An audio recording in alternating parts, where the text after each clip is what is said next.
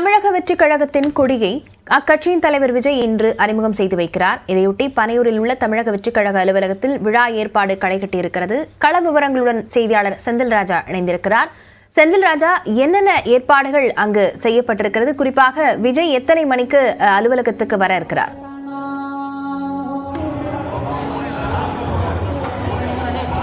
லாவண்யா, இன்று காலை 6 மணி முதலே இந்த பனையூரில் இருக்கக்கூடிய தமிழக வெற்றி கழகத்தின் அந்த தலைமை அலுவலகமானது ஒரு பரபரப்பான ஒரு நிலையில் தான் இருந்து கொண்டிருக்கிறது. ஏனென்றால் இன்று அந்த கட்சி கொடியை அறிமுகம் செய்ய இருக்கிறார்கள். அதற்காக 4 நாட்களுக்கு முன்பு இந்த அலுவலகத்தில் கொடிக்கம்பம் நடப்பட்டது. அப்போது ஒரு மாதிரி கொடியை விஜய் ஏற்றி பார்த்து சோதனை செய்தார். அதற்கு பிறகு இன்று அந்த கொடியை அறிமுகம் செய்ய இருக்கிறார். இதற்காக மாவட்ட நிர்வாகிகள், மாவட்ட தலைவர்களாக இருக்கக்கூடியவர்களை மட்டும் வர வைத்திருக்கிறார்கள். சுமார் 250 300 பேருக்குள் அவர்கள் இருப்பார்கள் என்று கூறப்படுகிறது. இதற்காக அவர்களுக்கு இருக்கை அமைக்கப்பட்டு இந்த விழா அரங்கம் அமைக்கப்பட்டிருக்கிறது.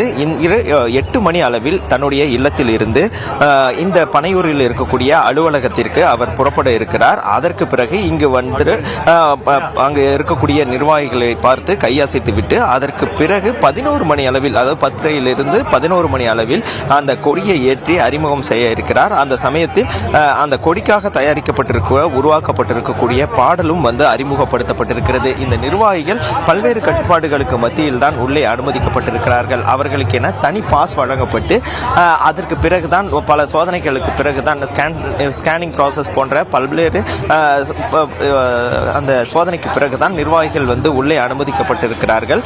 அவர்களுக்கு காலை உணவு வழங்கப்பட்டு அமர வைக்கப்பட்டு வருகிறார்கள். இன்று விஜய் வந்த பிறகு அந்த கொடி அறிமுகம் செய்யப்படவிருக்கிறது. அதற்கான பாடலும் உருவாக்கப்பட்டிருக்கிறது. அந்த பாடலை பாடலாசிரியர் விவேக் எழுத தமன் இசையமைத்திருக்கிறார் என்று கூறப்படுகிறது.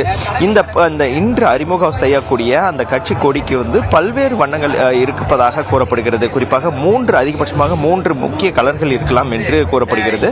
அந்த வண்ணங்கள் மூலமாக அந்த கட்சியுடைய கொள்கைகளை வெளிப்படுத்தும் விதமாக அந்த வண்ணங்கள் தேர்வு செய்யப்பட்டிருக்கிறது. அதாவது திறத்தன்மை, பலம், விவசாயம் உள்ளிட்ட பல்வேறு விஷயங்களை உள்ளடக்கிய வகையில் அந்த கட்சியின் கொடியின் வண்ணங்கள் இருக்கலாம் என்று எதிர்பார்க்கப்படுகிறது.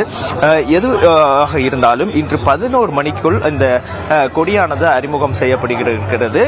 இன்று இந்த கொடி தலைமை அலுவலகத்தில் அறிமுகம் செய்யப்பட்ட பிறகு சில மாவட்டங்களில் அந்த கொடியையும் ஏற்றுவதற்கான வாய்ப்புகள் இருக்கிறது. லாவண்யா,